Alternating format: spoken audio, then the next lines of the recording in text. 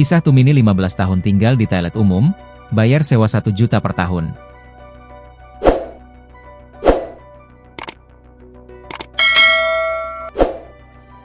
Kisah pilu Tumini, 47, warga yang menjadikan ponten atau toilet umum sebagai tempat tinggal, mendadak ramai diperbincangkan warganet.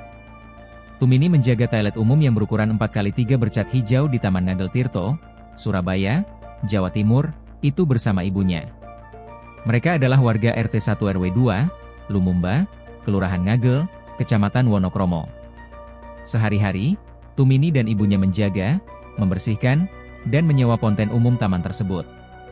Untuk buang air kecil dan besar, warga biasanya membayar sekitar 2.000. Belakangan ini, Tumini dan ibunya ramai menjadi perbincangan warganet karena diduga menjadikan toilet umum sebagai tempat tinggal. Tumini mengatakan, ia hanya meneruskan pekerjaan suaminya yang sudah dilakoni sejak 2010 karena diminta oleh Jasa Tira. Jasa Tirta yang nyuruh ngelola tempat ini ke suami. Karena sudah almarhum tahun 2013, saya yang meneruskan, kata Tumini, Rabu, 2 Juli 2025, dikutip dari kompas.com. Sebelum mengelola toilet umum, suami Tumini bekerja sebagai hansip kecamatan dan mengenal sejumlah pengurus kelurahan sehingga berujung dia diminta menjaga toilet umum tersebut. Sedangkan, Tumini bekerja menjaga parkiran becak.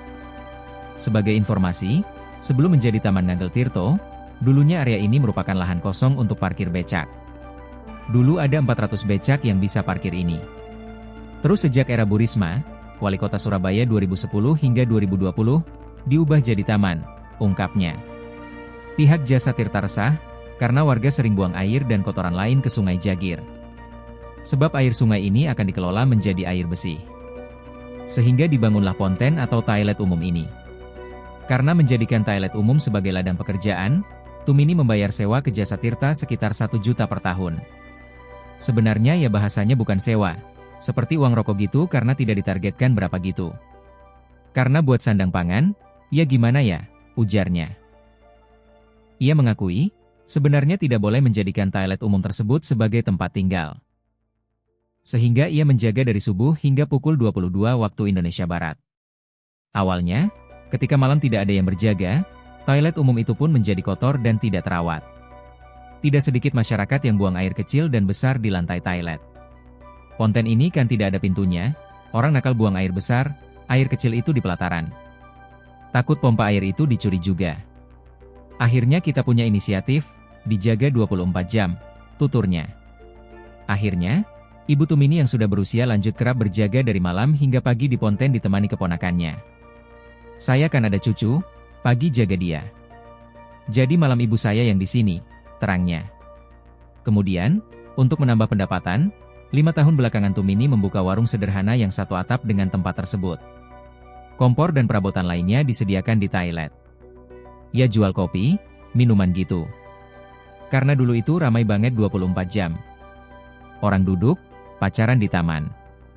Tapi sekarang sepi banget, jelasnya. Sebelumnya, Tumini bisa mendapatkan pendapatan 200.000 sehari dari toilet dan warungnya. Namun, belakangan maksimal hanya 100.000. Pendapatan itu pun digunakannya untuk mencukupi kebutuhan sehari-hari, membayar listrik toilet dan biaya perawatan lain toilet. Di sini ya gak bersih-bersih saja. Listrik ikut saya, kalau ada apa-apa yang rusak ya manggil orang, diputar uangnya. Tidak apa-apa, pungkasnya. Kini, pendapatan sehari-harinya terancam.